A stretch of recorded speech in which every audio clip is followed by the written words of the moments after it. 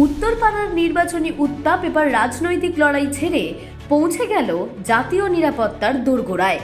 BJP প্রার্থী দীপাঞ্জন চক্রবর্তীর রয়ের পরিচয় এবং এনএসজি পোশাক পরে প্রচার ঘিরে যে বিতর্কের সৃষ্টি হয়েছে তা নিয়ে আমরা ইতিপূর্বেই কথা বলেছি তৃণমূল প্রার্থী শীর্ষর্ণ বন্দ্যোপাধ্যায়ের সাথে। সেই ভিডিও আপনারা পেয়ে যাবেন হেডলাইন্স কলকাতা চ্যানেলে। এবার শাসক শিবিরের অভিযোগের পর এই সংবেদনশীল বিষয়ে অভিজ্ঞতার নিরিখে নিয়ম ঠিক কী বলছে তা জানতে আমরা যোগাযোগ করেছিলাম ফরমার মেজর জেনারেল অরুণ রয়ের সঙ্গে। রাজনৈতিক তরজার ঊর্ধ্বে উঠে দেশের প্রতিরক্ষা ও গোপনীয়তার আইন ঠিক কী বলছে শুনে নিন এই অভিজ্ঞ ব্যক্তিত্বের থেকে। নমস্কার। নমস্কার। হ্যাঁ, সামনেই বিধানসভা নির্বাচন, তো উত্তরপাড়া বিধানসভা কেন্দ্র থেকে বিজেপি প্রার্থী দীপাঞ্জন চক্রবর্তী, যিনি নিজেকে একজন x deputy commandant of NSG বলে পরিচয় দিচ্ছেন এবং তিনি বলছেন তিনি রয়ের সঙ্গে যুক্ত ছিলেন। আমি একটা জিনিস জানতে চাইবো, যে বিষয়টি উনি বিভিন্ন প্রচারে গিয়ে উনি রয়ের সঙ্গে যুক্ত ছিলেন, এনএসজির সঙ্গে যুক্ত ছিলেন, সেটা তো বলছেনই, তার সাথে সাথে অনেক অপারেশনস, ওনার করা এনকাউন্টার, বিভিন্ন রকমের কথা বলছেন। এমনকি এটাও বলছেন যে উনি যে ধরনের যখনই জঙ্গিদের মারতেন বা এনকাউন্টার করতেন, ঠিক ভাষায় যদি বলি, তারপরে তিনি পায়ের জুতো খুলে তাদেরকে পায়ে হাত দিয়ে প্রণাম করতেন। তো এই বিষয়গুলো কোথায় গিয়ে, ইভেন কোন জায়গায় গিয়ে উনি জঙ্গিদের এনকাউন্টার করেছেন, সেই সমস্ত তথ্য উনি সব জায়গায় দিচ্ছেন। এটা কি পসিবল একজন এক্স ডিফেন্স মেম্বার বা এক্স আর্মি ম্যান হিসেবে? আপনি যদি একটু বলেন, আপনি অনেকটা সিনিয়র, আপনি যদি একটু বলেন আমাদের।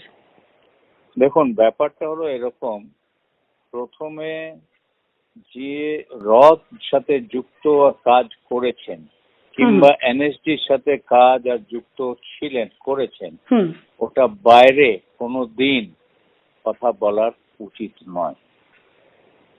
এখন আমাদের দেশেও একটা অফিসিয়াল সিক্রেটস অ্যাক্ট বলে একটা অ্যাক্ট আছে, একদমই 1923, ওটা সবাই সই করেছে, আমিও সই করেছি। রিটায়ারমেন্টের পরেও কিন্তু ওটা লাগু, রিটায়ার্ড পিপলের ওপরেও লাগু। একদম। আর যা সার্ভিসে করেছেন ওনার এসব একেবারে বলা উচিত নয়।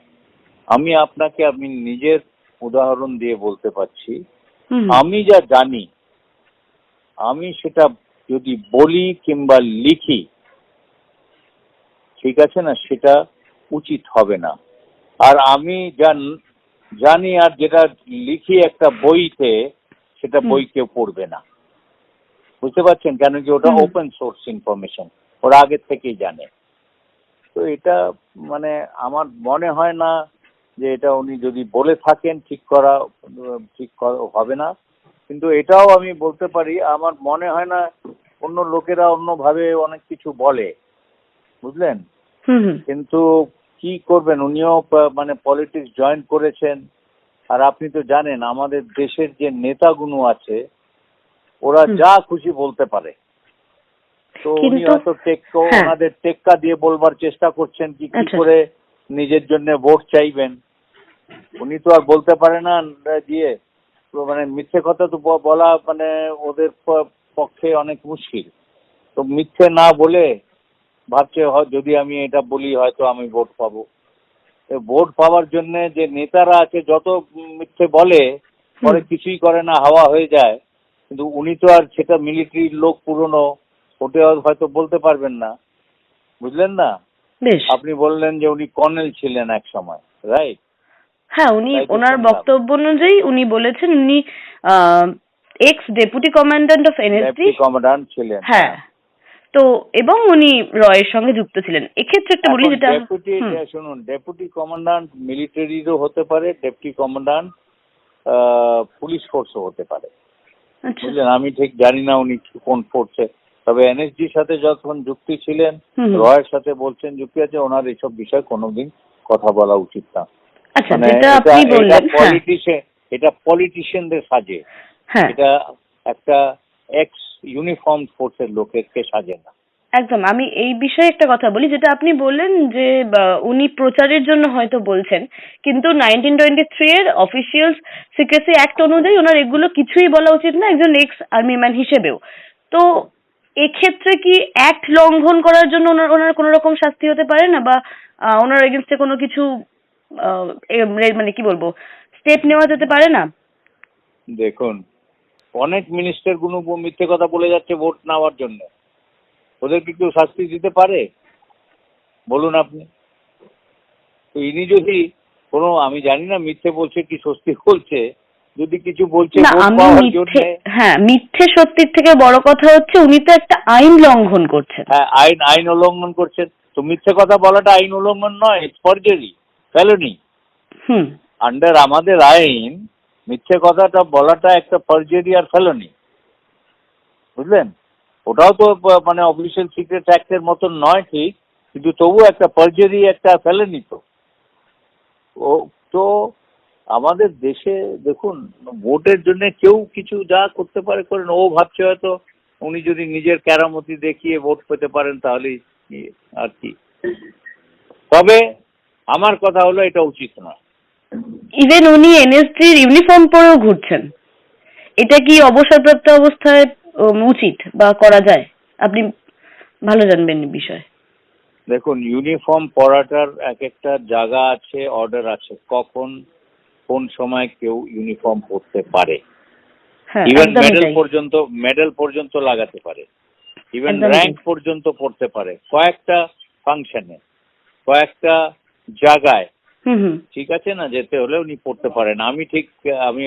উনি যদি ক্যাম্পেইনিং করছেন এটার বিষয়, হ্যাঁ, একদমই আমি ক্যাম্পেইনিং বলবো, করছেন এই পোশাকে। আবার বলবো, উনি যদি ওটা পরে ইউনিফর্মে কিন্তু অনেক কিছু লেখা থাকে, ঠিক আছে না? যদি সব রিবন টিবন পরে, বাটন পরে, ক্যাপ বেড়ে পরে, না না, সেরকম ইউনিফর্ম না, উনি এনএসজির জাস্ট ট্রাক শুট পরছেন, কোন রকম মানে ট্র্যাক কি বলবো, স্যুট র্যাঙ্ক কিছু লাগাচ্ছেন না। ট্র্যাক স্যুট তো যে কেউ পড়তে পারে। আচ্ছা। হ্যাঁ, যে কেউ পড়তে পারে, tracksuit is allowed anyway. Okay okay. ওটা ভুল হবে না। আর বলুন কি জিজ্ঞেস আর একটা করছেন? বিষয়, সেটা হচ্ছে উনি অনেক জায়গায় বলেছেন উনি এনএসজি-তে 35 ইয়ার্স সার্ভিস করেছেন। এটা কি কোথায়? সম্ভব? এনএসজি-তে? হ্যাঁ। হতে পারে। আমি তো আর্মিতে 44 বছর চাকরি করেছি। 44। আচ্ছা। 44 পুরো নয়, 44 থেকে একটু কম। হুম। হতে পারে। ওনার আমি বয়স টয়স ঠিক জানি না কত। যদি 13 কত বলছেন, 35 না? 35 ইয়ার্স উনি, হ্যাঁ। তো 35 ইয়ার্স যদি আপনি সচেতন, তার মানে 55 কিংবা ম্যাক্সিমাম 60 বছর বয়সে রিটায়ার করেছে, করতে পারেন, নো প্রবলেম। মানে ওটা আমরা, মিথ্যে হবে না। হুম, আমরা কথা বলেছিলাম ওনার বিরোধী যিনি তৃণমূল প্রার্থী তার সঙ্গে, দুঃখিত, তার সঙ্গে। তিনি বলেছিলেন যে তিনি এই বিষয়ে আইনি পদক্ষেপ নিচ্ছেন। তো সেটা কোন দিকে যেতে পারে? মানে যদি সত্যিকারের ওনার এই যে অফিসিয়াল সিক্রেসি অ্যাক্ট উনি যে লঙ্ঘন করেছেন, তার এগেনস্টে যদি কেউ আইনি পদক্ষেপ নেয়, তাহলে কোন দিকে যেতে পারে বিষয়টা? যদি আপনার অভিজ্ঞতা থেকে আপনি বলেন তো। দেখুন, আমি ঠিক জানি না উনি কতটা বলেছেন। অফিসিয়াল সিক্রেটস অ্যাক্টে হুম কথা হলো, it must not be hurting the nation, বুঝলেন? হুম হুম। যদি নেশনের কোনো ন্যাশনাল ইন্টারেস্টে কোনো হ্যাঁ সিক্রেট আউট করেছেন, হ্যাঁ, ওটার উনি জন্য বলেছেন, উনি যথেষ্ট ভালোভাবে বলেছেন যে উনি পাকিস্তানে গিয়ে কবে, কোথায়, কিরকম ভাবে এনকাউন্টার করেছেন। উনি অবশ্যই বলেছেন, উনি নাম করে বলেছেন। এনিওয়ে, আমি যেটা বলছি, পাকিস্তানে গিয়ে এনকাউন্টার করেছেন এসব বলা একেবারে উচিত নয়। হ্যাঁ, এনার এটা এগেনস্টে যদি এবার কোন এটা রকম এটা আইনানুগ এটা ব্যবস্থা যদি নেওয়া হয়। উচিত নয় বলেছি, হ্যাঁ। কিন্তু আমি জানি না আইন কি রকম ভাবে এটা দেখবে। আচ্ছা। বিকজ আইনে তো অনেক কিছু টেকনিক্যাল জিনিস থাকে। আইন কিরকম ভাবে দেখবে, যদি কোর্টে যায় কেউ ওর এগেনস্টে, কিরকম ভাবে দেখবে হুম এটা জানি না। আর উনি যদি পাল্টা বলেন হুম হুম। যে দেখুন, এই তৃণমূলের প্রার্থী আমার জায়গা থেকে এই মিথ্যে বলেছে, তাহলে তো হয়ে গেল কাজ। উনি মিথ্যে বলছেন, ইনি সিক্রেট অ্যাক্ট উল্লঙ্ঘন করছেন, কি হলো তাহলে? দেখুন, এইসব বিষয়ে এটা ভোট পাওয়ার জন্য করছে তো। ইন দ্য হিট, ইংরেজিতে একটা সেন্টেন্স আছে, in the heat of the moment, in the heat of campaigning, বুঝলেন? হুম হুম লোকেরা যা কিছু বলেছে এই দেশে নেতাগুলো সব কটা মানে কারুর কিছু হয়নি আমি জানি। ওরাও অনেক নেতারা অফিসিয়াল সিক্রেট অ্যাক্ট এর থেকে গুরুত্বর জিনিস মিথ্যে কথা বলেছে, আমি জানি সেটা। অনেক গুরুত্বর কথা বলেছে, মানে সেন্ট্রাল মিনিস্টাররাও বলেছে, হুম যেটা উচিত নয় কিন্তু বলে বেরিয়েছে। তো ওদের তো কিছুই হয়নি। মানে এই ক্ষেত্রে সব সময় মনে হচ্ছে যে জনতার রায়টাই বোধহয় সবচেয়ে বড় হয়ে যায়।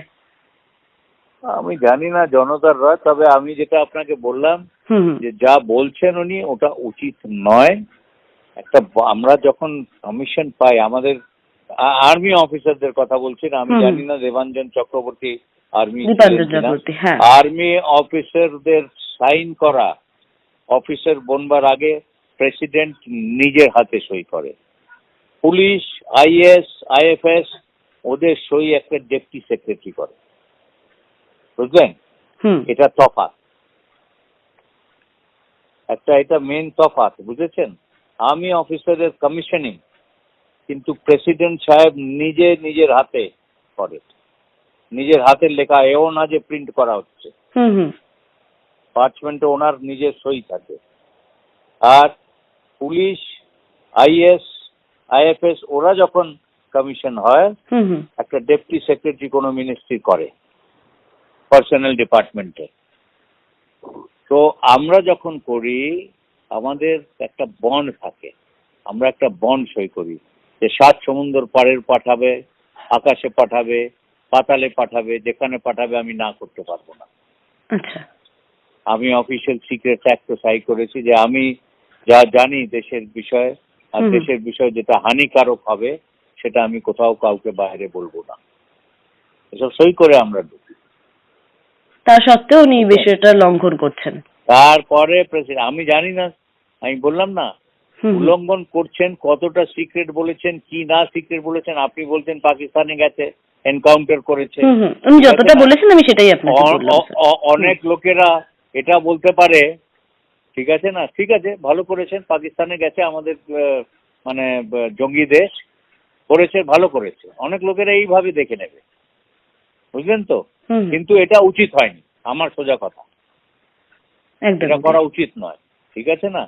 এখন আইনের ব্যাপারে আমি এটার বিষয়ে বলতে পারবো না। আজকালকার জাজেরা কি আইন দেখছে কি না দেখছে আমি নিজেই বুঝতে পারছি না, বুঝলেন না?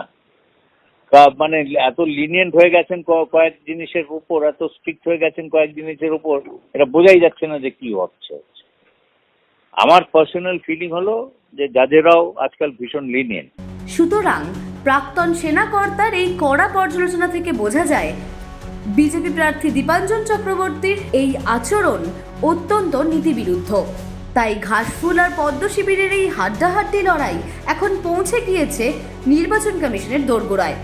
ভোটের আগে নির্বাচন কমিশন এই বিষয়ে আদেও কোনো সমাধান দিতে পারেন কিনা সেটাই এখন দেখার।